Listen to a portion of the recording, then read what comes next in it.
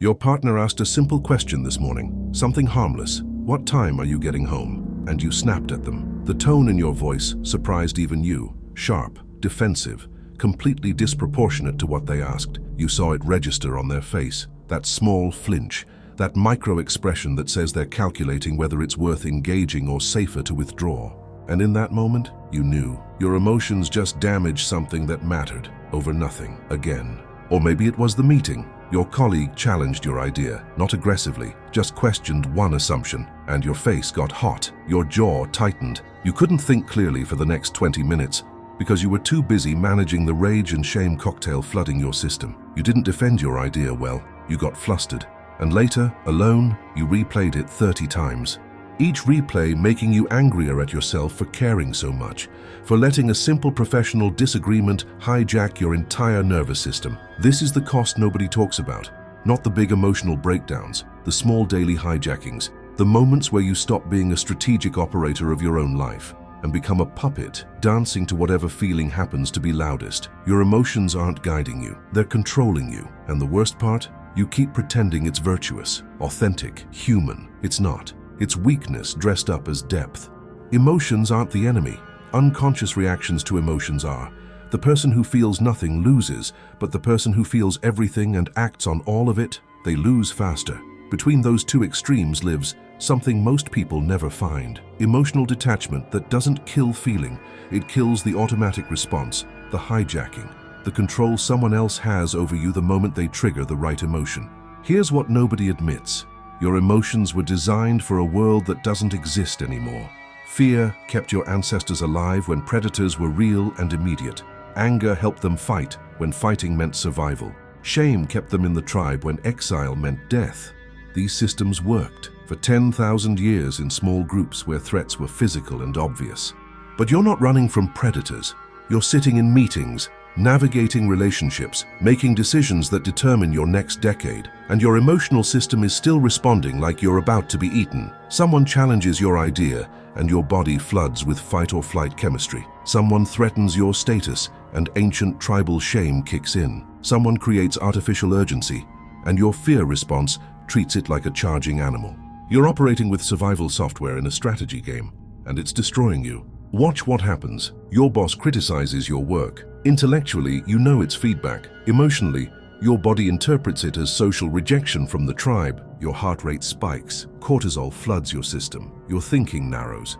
You get defensive or you freeze. Neither response serves you, but you couldn't stop it because you didn't see it coming. That's the problem. Emotions don't ask permission. They don't wait for you to evaluate whether the response is appropriate. They hijack your nervous system and force a reaction before your conscious mind has a chance to intervene. By the time you realize you're angry, you've already said the thing you can't take back. By the time you notice the fear, you've already missed the opportunity. Killing your emotions doesn't mean feeling nothing. It means killing the automatic pipeline from feeling to action. Most people are slaves to a simple equation. Feel emotion, execute emotion, deal with consequences. Anger arrives, anger expresses, relationships damaged, fear appears. Fear controls behavior, opportunities lost, guilt emerges, guilt dictates choices, resentment builds. The people running the world operate differently. They feel the emotion, then they pause, then they decide if acting on it serves their goals. That gap between stimulus and response is where all your power lives, and most people never find it because they never looked. Your friend cancels plans last minute. You feel annoyed, hurt, disrespected. Automatic response. Send a passive-aggressive text. Express the feeling immediately. Damage the relationship slightly. Repeat this pattern enough times, and you've destroyed something that mattered over accumulated moments of emotional incontinence. Alternative. Feel the annoyance fully. Notice it. Let it exist. Then ask one question. Does expressing this feeling right now move me toward what I actually want? If the friendship matters, and this is unusual behavior, maybe your friend is struggling. Maybe they need support, not judgment.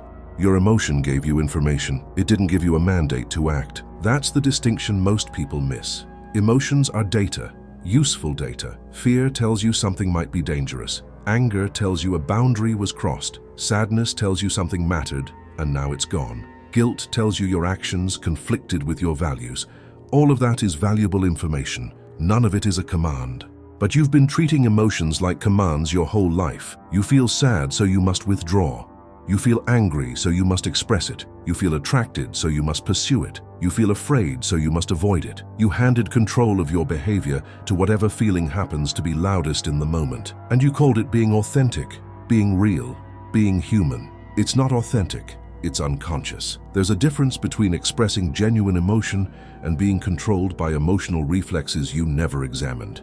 Here's the part that will make you uncomfortable. Every time you've said, "I couldn't help it, I was too angry, they made me feel this way," you were lying. Not to others, to yourself. You could have helped it. You chose not to. You chose the immediate release of emotional expression over the harder path of feeling it without acting on it. And you called that choice inevitable, so you wouldn't have to take responsibility for it.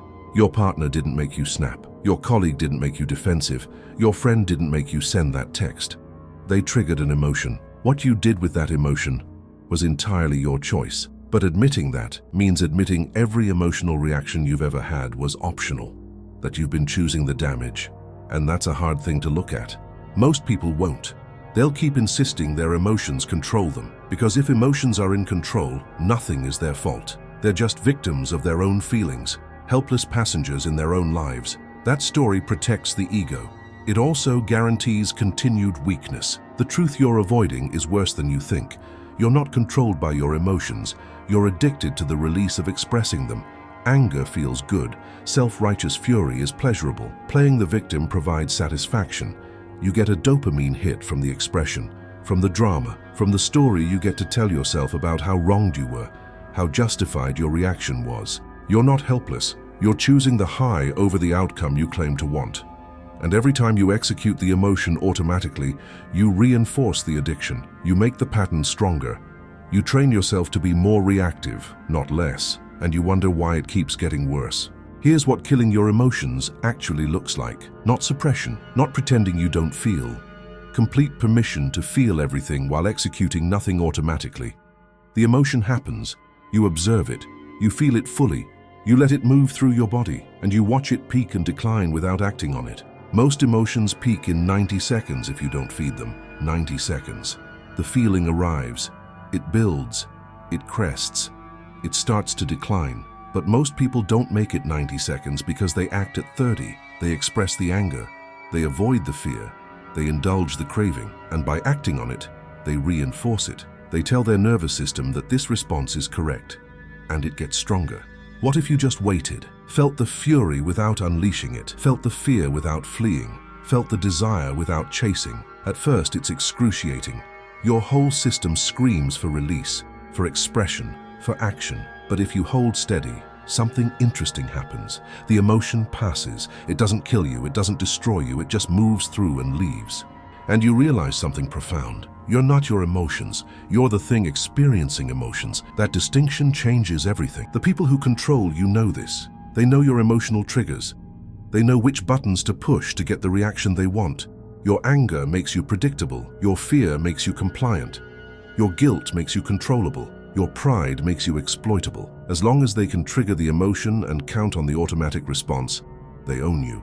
But the moment you can feel the emotion without executing the response, you're free. They push the button, you feel the feeling. Then you choose what serves you. Maybe you express anger strategically. Maybe you use fear as information and move forward anyway. Maybe you feel guilt and still maintain your boundary. You took the power back. Here's what that looks like in practice. Someone insults you publicly. Your anger spikes immediately. Old response?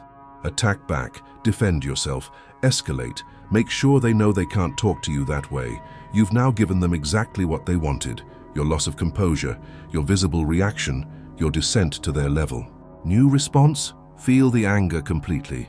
It's real, it's valid. They crossed a line. But you don't act from anger. You act from strategy. Maybe you ignore it entirely because their opinion is irrelevant. Maybe you respond with calm that makes their aggression look unhinged. Maybe you address it privately later when you've decided the relationship is worth the conversation. The emotion gave you data. You gave yourself options. This is what emotional mastery actually means. Not suppression, not denial, not pretending you don't feel. Full feeling with zero automatic reaction. The emotion happens. You observe it. You decide if acting on it serves your actual goals. Most of the time it doesn't. Think about the last week. How many times did you act on emotion and regret it later? The argument you started because you were tired and irritable, the opportunity you avoided because you were nervous, the boundary you failed to set because you didn't want to feel uncomfortable, the purchase you made because you were sad and wanted the dopamine hit, the relationship you stayed in because you were afraid of being alone. Your emotions aren't guiding you to better outcomes. They're running programs that made sense in a different context, and now they're destroying what you're trying to build. So how do you actually kill the automatic response without killing the feeling? 3 steps, simple but not easy. First, brutal awareness. You cannot change a pattern you don't see. Start tracking your emotional reactions like a scientist studying a subject. When do you get triggered? What specific circumstances activate which emotions?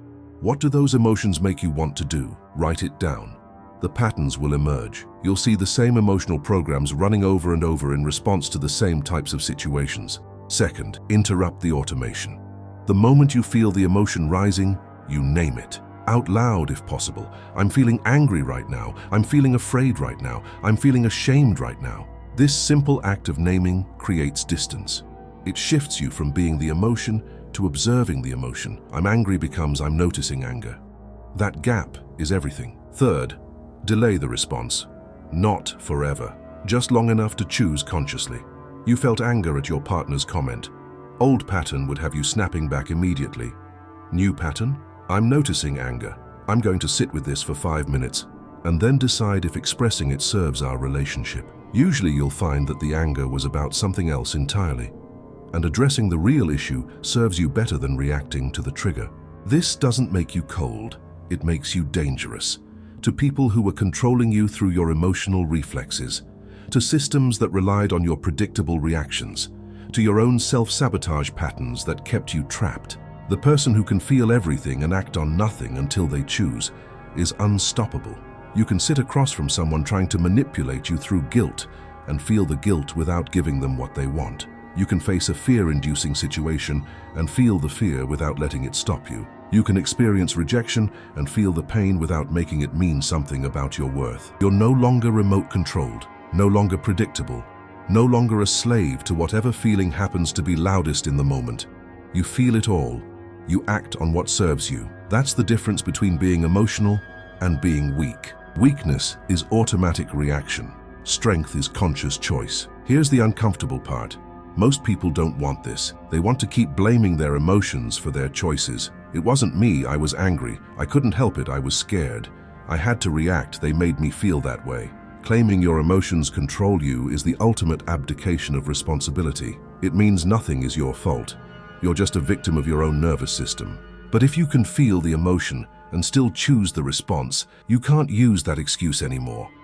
Every action becomes a choice. Every reaction becomes your responsibility. That's terrifying. It's also the only path to actual power.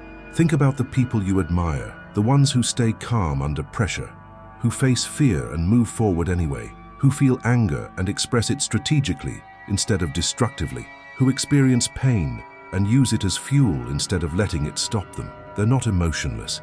They feel deeply. They just killed the automatic pipeline from feeling to action. You can do the same. It starts today. The next time someone triggers you, pause. Feel what you feel. Name it. Observe it. Notice what it wants you to do. Then ask one question. Does doing what this emotion wants move me toward what I actually want? Most of the time the answer is no. The anger wants you to burn a bridge. You want the relationship. The fear wants you to stay small. You want to grow. The guilt wants you to sacrifice your boundary. You want self-respect.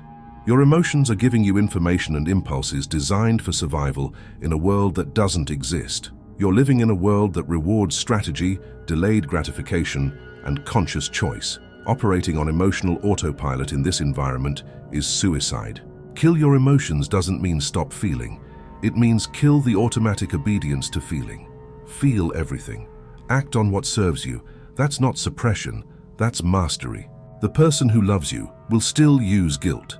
Your fear will still activate in challenging situations.